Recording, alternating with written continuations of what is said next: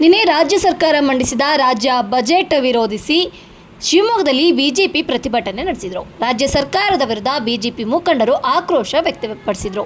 ಗೋಪಿ ವೃತ್ತದಿಂದ ಡಿಸಿ ಕಚೇರಿವರೆಗೆ ಪ್ರತಿಭಟನಾ ಮೆರವಣಿಗೆ ನಡೆಸಿದ ಅವರು ನಗರದ ಮುಖ್ಯ ರಸ್ತೆಗಳಲ್ಲಿ ಮೆರವಣಿಗೆ ನಡೆಸಿ ಆಕ್ರೋಶವನ್ನು ಹೊರಹಾಕಿದರು.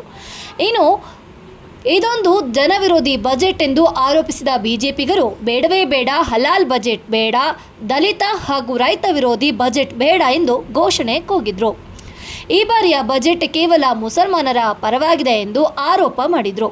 ಟ್ರ್ಯಾಕ್ಟರ್ ಏರಿ ಪ್ರತಿಭಟನೆ ನಡೆಸಿದ ಬಿಜೆಪಿ ಮುಖಂಡರು ರಾಜ್ಯ ಕಾಂಗ್ರೆಸ್ ಸರ್ಕಾರ ಹಾಗೂ ಸಿಎಂ ಸಿದ್ದರಾಮಯ್ಯ ವಿರುದ್ಧ ಘೋಷಣೆ ಕೂಗಿ ಆಕ್ರೋಶ ಹೊರಹಾಕಿದರು. ಸಂಸದ ಬಿವೈ ರಾಘವೇಂದ್ರ ನೇತೃತ್ವದಲ್ಲಿ ಪ್ರತಿಭಟನೆ ನಡೆಯಿತು. ಇನ್ನು ಶಾಸಕರಾದ ಎಸ್ಎನ್ ಚನ್ನಬಸಪ್ಪ, ಡಾಕ್ಟರ್ ಧನಂಜಯ್ ಸರ್ಜಿ ಸೇರಿದಂತೆ ಹಲವು ಮುಖಂಡರು ಉಪಸ್ಥಿತರಿದ್ದರು.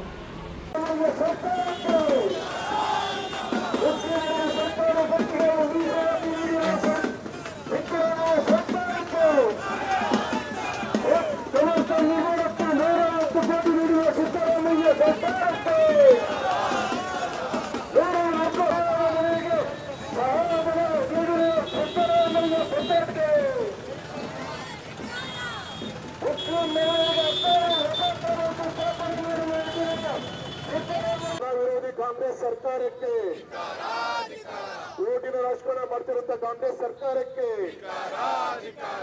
ಬಹುಸಂಖ್ಯಾತ ಹಿಂದೂ ಭಾರತ್ ಮಾತಾ ಕಿ ನಿನ್ನೆ ಕೊಟ್ಟಂತ ರಾಜ್ಯ ಜನ ವಿರೋಧಿ ಬಜೆಟ್ಗೆ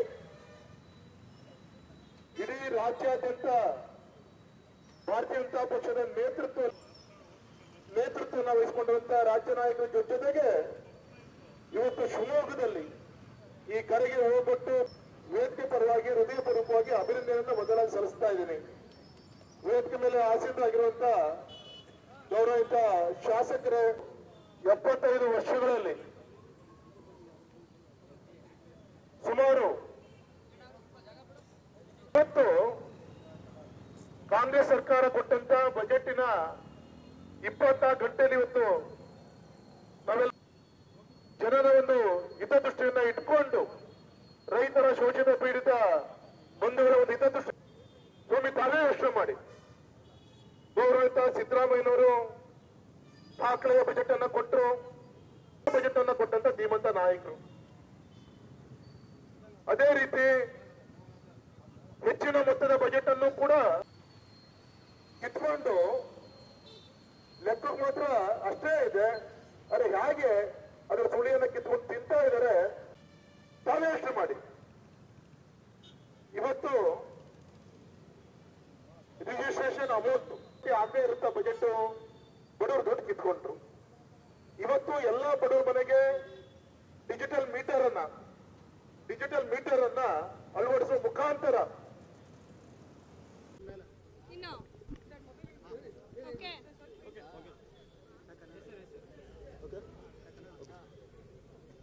ಕರ್ನಾಟಕದಲ್ಲಿ ಕಾಂಗ್ರೆಸ್ ಸರ್ಕಾರ ಬಂದಾದ ಮೇಲೆ ಜನ ಅನೇಕ ನಿರೀಕ್ಷೆಗಳನ್ನು ಇಟ್ಕೊಂಡು ಹೆಚ್ಚಿನ ಸಂಖ್ಯೆಯಲ್ಲಿ ಶಾಸಕರನ್ನು ಆಯ್ಕೆ ಮಾಡಿಕೊಟ್ಟರು. ಆದರೆ ಗೌರವಾನ್ವಿತ ಸಿದ್ದರಾಮಯ್ಯನವರು ನಿನ್ನೆ ಕೊಟ್ಟಂಥ ಬಜೆಟ್ ತುಂಬ ನಿರೀಕ್ಷೆಗಳನ್ನು ನಾವೆಲ್ಲರೂ ಕೂಡ ಇಟ್ಕೊಂಡಿದ್ವಿ. ಆದರೆ ಎಲ್ಲರೂ ಕೂಡ ಭ್ರಮನಿರಸ ಆಗಿದೆ.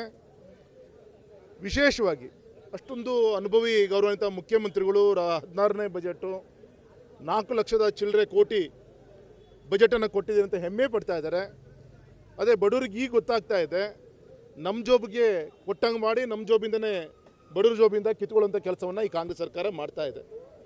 ತಾವೇ ಯೋಚನೆ ಮಾಡಿ, ಹಿಂದೆ ಒಬ್ಬ ರೈತ ಒಂದು ಬೋರ್ವೆಲ್ಲನ್ನು ತೆಗೆಸಿ ಒಂದು TC ಹಾಕೊಬೇಕು ಅಂದರೆ ಒಂದು ಅಕ್ರಮ ಸಕ್ರಮ 10-20 ಸಾವಿರದಲ್ಲಿ ಆಗ್ತಾಯಿತ್ತು.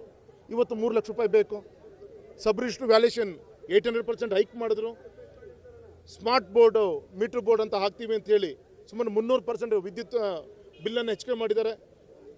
ಹಾಗಾಗಿ ಇವತ್ತು ರೈತರ ಒಂದು ಆದಾಯ ಮಿತಿ ಹೆಚ್ಚಾಗಿದೆ ಅಂತ ಹೇಳ್ತಾರೆ, ಜನರ ಒಂದು ಆದಾಯ ಮಿತಿ ಹೆಚ್ಚಾಗಿದೆ ಅಂತ ಹೇಳ್ತಾರೆ. ಪರ್ ಕ್ಯಾಪಿಟಲ್ ಇನ್ಕಮ್ ಹಿಂದೆ ಎಷ್ಟಿತ್ತು ಅಷ್ಟೇ ಇದೆ. ಅದಕ್ಕೆ ಕಾರಣ ಇವರು ಕೊಟ್ಟಂಥ ಕಾರ್ಯಕ್ರಮಗಳೇನಿದೆ, ಗ್ಯಾರಂಟಿ ಮುಖಾಂತರ ಏನು ಕೊಟ್ಟಿದ್ರು ಅದನ್ನು ಒಂದು ಕೈಯಲ್ಲಿ ಕೊಟ್ಟು ಇನ್ನೊಂದು ಕೈಯಲ್ಲಿ ಬೆಲೆ ಏರಿಕೆಯನ್ನು ಹೆಚ್ಚಿಗೆ ಮಾಡುವ ಮುಖಾಂತರ ಕಿತ್ಕೊಳ್ಳುವಂಥ ಕೆಲಸವನ್ನು ಈ ಸರ್ಕಾರ ಮಾಡ್ತಾ ಇದೆ. ಮತ್ತು ವಿಶೇಷವಾಗಿ ಇವತ್ತು ಬಜೆಟಲ್ಲೂ ಕೂಡ ಒಂದು ಧರ್ಮವನ್ನು ಓಲೈಸುವಂಥ ಕೆಲಸ. ಉದಾಹರಣೆಗೆ ಅಲ್ಪಸಂಖ್ಯಾತರಿಗೆ ಶಾದಿ ಭಾಗ್ಯ ಅಂತ ತಂದಿದ್ದಾರೆ. ಯಾಕೆ ಹಿಂದೂಗಳಲ್ಲಿ ಬಡವರು ಇಲ್ವಾ? ಎಲ್ಲ ಬಡವರಿಗೂ ಮಾಡಬೇಕು. ನಿಮ್ಮ ಯಡಿಯೂರಪ್ಪನವ್ರು ಮುಖ್ಯಮಂತ್ರಿ ಇದ್ದಾಗ ಭಾಗ್ಯಲಕ್ಷ್ಮಿ ಅಂತ ಯೋಜನೆ ಜಾರಿ ತಂದು ಎಲ್ರಿಗೂ ತಂದರು. ಸನ್ಮಾನಿಸಿದ ನರೇಂದ್ರ ಮೋದಿಜಿಯವರು ಆಯುಷ್ಮಾನ್ ಭಾರತ್ ಕಾರ್ಯಕ್ರಮ ಎಲ್ಲ ಬಡವರಿಗೂ ಕೊಟ್ಟಿದ್ದಾರೆ. ಈ ರೀತಿ ಧರ್ಮ ಜಾತಿ ಒಡೆದಾಳುವಂಥ ಒಂದು ಬಜೆಟನ್ನು ಈ ಒಂದು ಸರ್ಕಾರದಲ್ಲಿ ಸಿದ್ದರಾಮಯ್ಯ ಸರ್ಕಾರ ಕೊಟ್ಟಿದೆ. ಹಾಗಾಗಿ ಜನಕ್ಕೆ ನಿಜ ಸ್ಥಿತಿ ಏನು ಅಂತ ಗೊತ್ತಾಗಿದೆ. ಆದಷ್ಟು ಬೇಗ ಈ ಒಂದು ಹಿಂದೂ ವಿರೋಧಿ ಬಜೆಟನ್ನು ಸಿದ್ದರಾಮಯ್ಯನವರು ಏನು ಕೊಟ್ಟಿದ್ದಾರೆ, ಹಿಂದೂಗಳಿಗೇನು ಅನ್ಯಾಯ ಮಾಡಿದ್ದಾರೆ, ಅದು ವಿರುದ್ಧ ಪ್ರತಿಭಟಿಸಿ ಇವತ್ತು BJP ರಾಜ್ಯಾಧ್ಯಕ್ಷರ ನೇತೃತ್ವದಲ್ಲಿ ಅವರ ಕರೆಯ ಮೇರೆಗೆ ಇಡೀ ಎಲ್ಲ ಜಿಲ್ಲಾ ಕೇಂದ್ರದಲ್ಲೂ ಕೂಡ ಮಾಡಿದ್ದೀವಿ. ವಿಶೇಷವಾಗಿ ನಮ್ಮ ಶಿವಮೊಗ್ಗ ಕ್ಷೇತ್ರಕ್ಕೆ ದೊಡ್ಡ ಅನ್ಯಾಯ ಮಾಡಿದ್ದಾರೆ. ಏನು ಕೊಟ್ಟಿದ್ದಾರೆ? ದೇವರದಿಂದ ನಮ್ಮ ಚಂದ್ರಗುತ್ತಿ ಒಂದು ದೇವಸ್ಥಾನಕ್ಕೆ ಒಂದು ಪ್ರಾಧಿಕಾರ ಮಾಡ್ತೀವಿ ಅಂತ ಘೋಷಣೆ ಮಾಡಿರೋದು ಬಿಟ್ಟರೆ ಯಾವ ಯೋಜನೆ ಹಣವನ್ನು ಕೊಟ್ಟಿದ್ದಾರೆ? ಅದು ಹೇಳ್ತಾರೆ ಜಲ್ ಜೀವನ್ ಮಿಷನಲ್ಲಿ ನೀರಾವರಿ ಯೋಜನೆ ಮಾಡ್ತಾಯಿದ್ವಿ ಜಿಲ್ಲೆಯಲ್ಲಿ. ಕೇಂದ್ರ ಸರ್ಕಾರದ ಪುರಸ್ಕೃತ ಕಾರ್ಯಕ್ರಮಗಳಿಗೆ ಹಣವನ್ನು ಹಳೆಯದು ಇಟ್ಟಿದ್ದು ಬಿಟ್ಟರೆ ಹೊಸ ಯೋಜನೆಗಳನ್ನು ಯಾವುದೂ ಕೂಡ ಜಿಲ್ಲೆ ಕೊಟ್ಟಿಲ್ಲ. ಇತಿಹಾಸದಲ್ಲಿ ಮೊದಲೇ ಬಾರಿಗೆ ನಮ್ಮ ಜಿಲ್ಲೆಗೂ ಅನ್ಯಾಯ ಮಾಡಿದಂಥ ಮೊದಲನೇ ಒಂದು ಬಜೆಟು ಇದು ಕಾಂಗ್ರೆಸ್ ಬಜೆಟ್ ಅಂತ ನಾನು ಹೇಳಲಿಕ್ಕೆ